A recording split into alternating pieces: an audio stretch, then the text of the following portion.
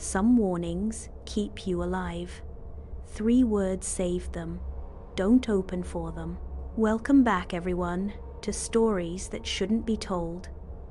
Tonight's episode is about 2 travelers caught in a storm, a roadside motel, and the warning that should never be ignored. Every story is a warning. Some doors should never be opened. But before we begin, make sure to subscribe, like the video, and share it with anyone who loves a good scare. Your support keeps the stories alive. Now, let's begin. Jake and I were soaked to the bone and 2 hours from our aunt's place when the storm swallowed the highway. Lightning split the sky every few seconds. The rain turned the road into a polished black river. Then, a neon sign blinked through the sheets of water. Pine Ridge Motel vacancy. We didn't hesitate. We shouldn't have. The neon sign spat orange light across a cracked lot where puddles reflected the flickering vacancy sign.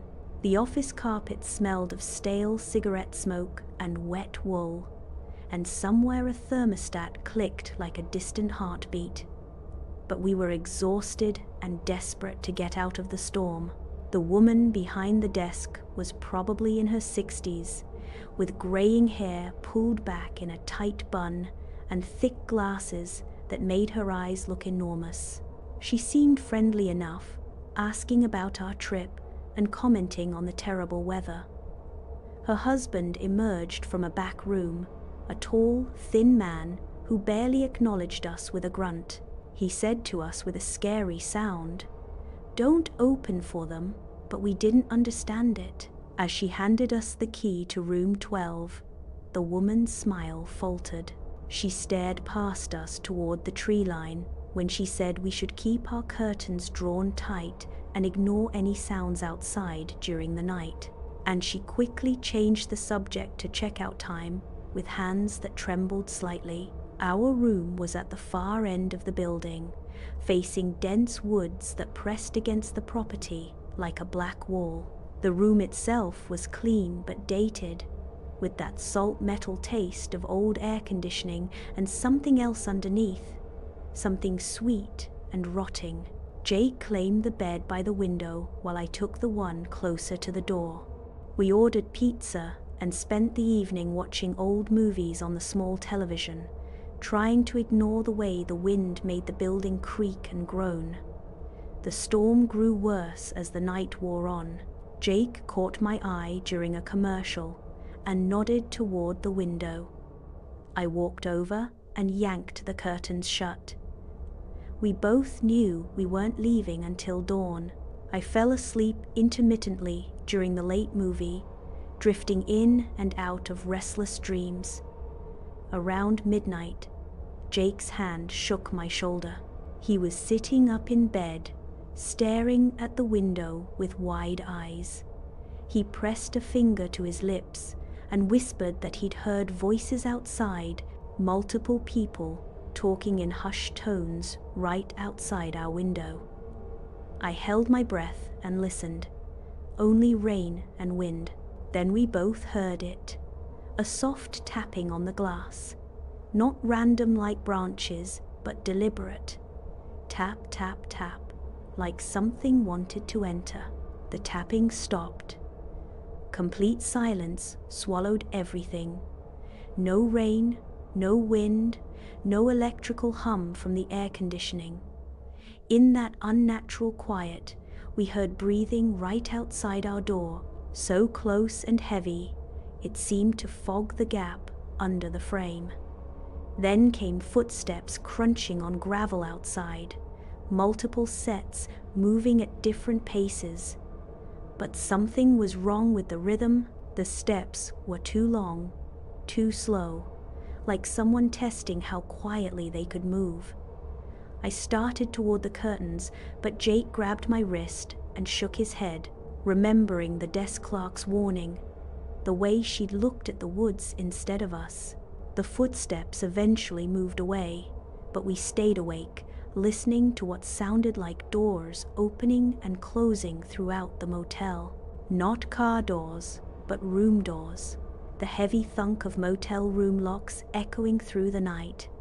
We heard muffled conversations and what might have been crying coming from other rooms, though we hadn't seen any other guests when we arrived. Around what must have been 3 in the morning, our doorknob rattled. Not like someone trying to get in with a key, but testing, patient.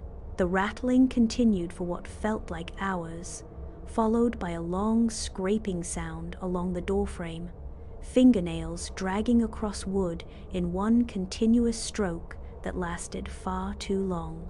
Jake and I pressed together on his bed, too terrified to even whisper.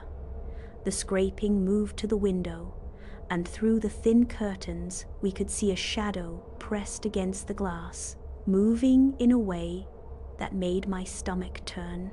Jake's mouth found my ear. "We can't stay here until morning. If we stay during the day, we might not see him, but we'll never make it through another night." His words came out in quick, panicked bursts. Whatever was outside would only get bolder as the darkness wore on. We looked at each other and nodded. Jake crept to the window and peeked through a tiny gap in the curtains. His face went white. "There's nothing there now," he whispered, "but I can hear them moving around the building." We go fast and quiet. We grabbed our bags and crept toward the door. My hand shook as I slowly turned the handle. The cool night air hit our faces as we opened the door just wide enough to slip through. The gravel crunched under our feet like broken glass, each step sounding impossibly loud in the stillness. Halfway to the car, we heard it, that deliberate tapping starting up again, but now it was coming from multiple windows across the motel. Tap, tap, tap from room 8. Tap, tap, tap from room 6. Like whatever had been at our window was now everywhere, following our movement. We ran. Jake fumbled with the car keys while I threw our bags in the back.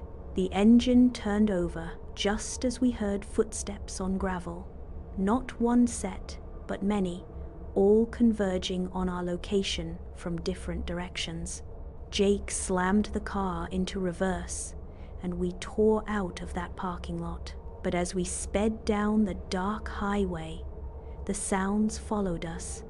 That same rhythmic tapping echoed from inside the car, from the windows, and even from underneath our seats. The further we drove from Pine Ridge, the quieter it became, but it never fully stopped. Jake's knuckles went white on the steering wheel, and every few minutes he'd glance at me with wild eyes. 20 miles out, Jake pulled over and grabbed his phone. We need to know what we got ourselves into. His fingers shook as he searched for Pine Ridge Motel online. What we found made our blood run cold. Review after review, all saying the same thing. Tapping, tapping, tapping. One guest wrote, "Something wants in, the tapping never stops." Another, "It knows you're there. Tap, tap, tap all night long." Every single review mentioned that relentless sound. As we read, I realized what the tapping really meant. It wasn't just random noise, it was communication, a request, a demand. Something asking for permission to enter our space, to cross the threshold between its world and ours. The persistent rhythm wasn't meant to frighten us. It was asking us to let it in. We never spoke of it again, but the same question followed us. What if we had let it in? What if, instead of running, we had opened that door and invited whatever was tapping to cross into our world?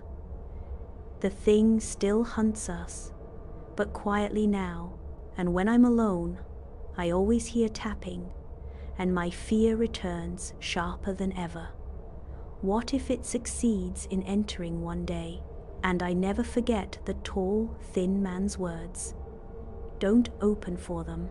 And that was the end of tonight's story. If you enjoyed it, make sure to like this video, share it with your friends, and subscribe to the channel for more stories that should never be told. And let me know in the comments, what are your favorite kinds of horror stories? Your support keeps these nightmares alive, and there are many more waiting. Until next time, sleep well if you can.